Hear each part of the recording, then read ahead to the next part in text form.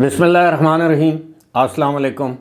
अबरार रशीद आपकी खिदमत में हाज़िर है और आपसे दरख्वास्त कि अगर अभी तक आपने चैनल को सब्सक्राइब नहीं किया तो सब्सक्राइब कीजिए, लाइक कीजिए, बेल आइकन का जो बेल आइकन है उसको दबाना मत भूलिएगा।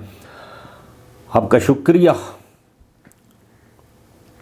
मैं अक्सर अपनी वीडियोज़ में इस बात का ज़िक्र करता रहता हूँ कि इंसान को तारीख़ में ज़िंदा रहना चाहिए। वो लोग जो दुनिया में कुछ इस तरह के काम करके चले जाते हैं जिनकी वजह से तारीख़ उन्हें कभी माफ़ नहीं करती, आज का दिन ऐसे लोगों के लिए जो कि अभी भी हयात हैं एक सबक आमोज़ दिन था। सुप्रीम कोर्ट में जुल्फ़िकार अली भुट्टो की फांसी के हवाले से एक रेफरेंस दायर किया गया था 2011 अप्रैल 2011, अगर मैं गलत नहीं हूँ तो 21 अप्रैल 2011 को, और उसकी एक समाअत हुई नवंबर 2012 में। उसके बाद उसको ठप कर दिया गया और अब आप अंदाज़ा कीजिए कि 12 साल के बाद, और ये रेफरेंस आम रेफरेंस नहीं था, ये सदारती रेफरेंस था। यानी उस वक्त के सदर आसिफ अली जरदारी ने ये रेफरेंस भेजा था और एक आइनी रेफरेंस था जो आइन की एक शिक है 186 के तहत। मैं अदालती कार्रवाई जो कानूनी कार्रवाई बहुत लंबी थी, तवील थी, अब तवील इस सेंस में कि उसको यहाँ पे बयान नहीं किया जा सकता क्योंकि वो लाइव थी, बहुत से लोगों ने ऑलरेडी देख ली होगी वो अदालती कार्रवाई।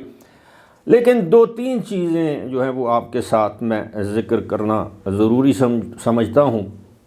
एक तो ये कि जुल्फ़िकार अली भुट्टो को फांसी दी गई और जिन जजों ने मतलब दागदार जजों ने ये अदालती कत्ल किया, आज किस तरह उनके नाम लिए जा रहे थे भरी अदालत में, और मुअज़्ज़ज़ चीफ जस्टिस नाम ले रहे थे। और बाकायदा जिन जजों ने उस वक्त के जिन जजों ने इंटरव्यूज़ में ये कहा कि हमने दबाव में फैसले किया, वो इंटरव्यूज़ के ट्रांसक्रिप्ट्स या उनकी कॉपीज़ भी मंगवा ली गई हैं। इसमें बहुत से जो जज थे, अब किसी का क्या नाम लेना, मेरा ख्याल है सारे के सारे इस दुनिया में नहीं है। और जिन जजेस ने उस फैसले की मुखालफत की थी, यानी भुट्टो को फांसी देने वाले फैसले की मुखालफत की थी, उनको जलावतनी भी काटना पड़ी। उनमें एक नाम मेरे जहन में आता है सफदर शाह, जो कि मौजूदा जो हमारे सुप्रीम कोर्ट के जज हैं जस्टिस अतर मिनल्ला, इनके या तो वो मामू थे या खालू। बहरहाल बात करते हैं कि जनाब ये पाकिस्तान नहीं बर सग़ीर की तारीख़ इस तरह के वाक़यात से भरी पड़ी है। आप कायद आज़म की मौत देखें तो किस तरह वाक़ हुई, लियाकत अली ख़ान की मौत किस तरह वाक़ हुई, साथ वाले मुल्क में देखें तो उनका जो बानी थे गांधी जी, उनकी मौत कैसे वाक़ हुई, इंदिरा गांधी की मौत कैसे वाक़ हुई, उनके 2 बेटे। अब ये देखें, ये भुट्टो ख़ानदान और नेहरू ख़ानदान में ये कितनी कदरें मुश्तरक हैं। उनके 2 बेटों की जो मौत है वो किस तरह वाक़ हुई, यानी वो नेचुरल डेथ, यानी कुदरती मौत से वो इस दुनिया से नहीं गए, यानी वालिदा भी 2 जवान बेटे भी। यही सूरत हाल थी। अब जुल्फ़िकार अली भुट्टो का कसूर क्या था? जुल्फ़िकार अली भुट्टो का कसूर ये था कि उसने पाकिस्तान को एटमी कुव्वत बनने के रास्ते पर डाल दिया था।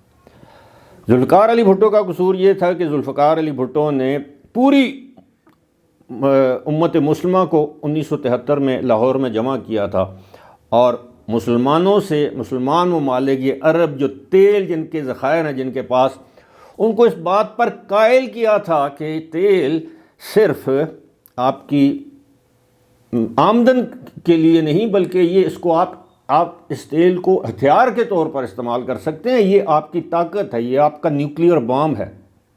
ये बात उनकी समझ में आ गई और फिर क्या हुआ, एक एक करके हर उस किरदार को, चाहे वो शाह फैसल हों, चाहे वो जुल्फ़िकार अली भुट्टो हों, उसके बाद ईदी अमीन हों, उसके बाद कर्नल गद्दाफ़ी हों, ये मतलब जितने भी ये लोग थे یہ اپنی جسے کہتے ہیں نا طبعی موت سے نہیں مرے. یہ سوچنے کا مقام ہے. اور ساتھ میں یہ دیکھیے کہ جو لوگ اس میں ملوث تھے ذوالفقار علی بھٹو کے عدالتی قتل میں، ان کا انجام کیا ہوا وہ بھی ہمارے سامنے ہے. تو میں نے جو اپنے تھم نیل پر لکھا ہے کہ ذوالفقار علی بھٹو آج بھی زندہ ہے، پھانسی چڑھ کے بھی، تختہ دار پر لٹک کر بھی وہ زندہ ہے. آج چیف جسٹس، معزز چیف جسٹس قاضی فائز عیسیٰ نے سوال کیا وہاں پر موجود وکلاء سے، اٹارنی جنرل سے، کہ اس کیس کی سماعت آخری کب ہوئی. انہوں نے بتایا جی کہ 1 نومبر 2012، اور اب 12 سال کے بعد یہ سماعت ہو رہی ہے. تو انہوں نے استفسار کیا، پوچھا کہ کیا کوئی اور بھی صدارتی ریفرنس ہے جس کے 12 سال گزر گئے ہوں یا 1 سال تک پینڈنگ رہا ہو. انہوں نے نفی میں جواب دیا کہ کوئی ایسا صدارتی ریفرنس نہیں ہے. ہم سب جانتے ہیں یہاں پر ماضی. اچھا، اس میں ایک اور چیز، ذوالفقار علی بھٹو کی پھانسی سے لے کر قاضی فائز عیسیٰ تک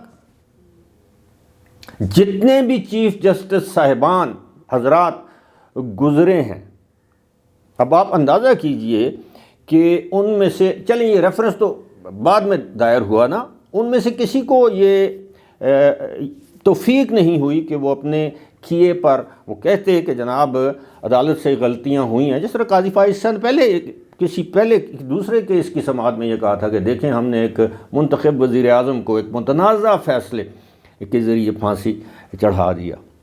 تو یہ استعمال ہوتے رہے ہیں.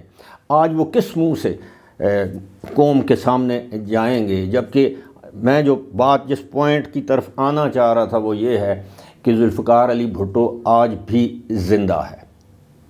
آج بھی عدالت میں ذوالفقار علی بھٹو کا نام بار بار بار بار لیا جا رہا تھا، اور یہ کہا جا رہا تھا کہ یہ ایک مطلب انڈائریکٹلی ایک زیادتی والی بات ہے کہ وہ شخص مر گیا، دنیا سے چلا گیا. کم از کم آپ اس ریفرنس کے حوالے سے، یہ جو ریفرنس ہے اس میں آپ یہ تو کہہ سکتے ہیں ہاں جی اس وقت جو فیصلہ کیا گیا تھا وہ متنازع تھا، اور ایک تاریخ کی درستگی ہو جائے گی.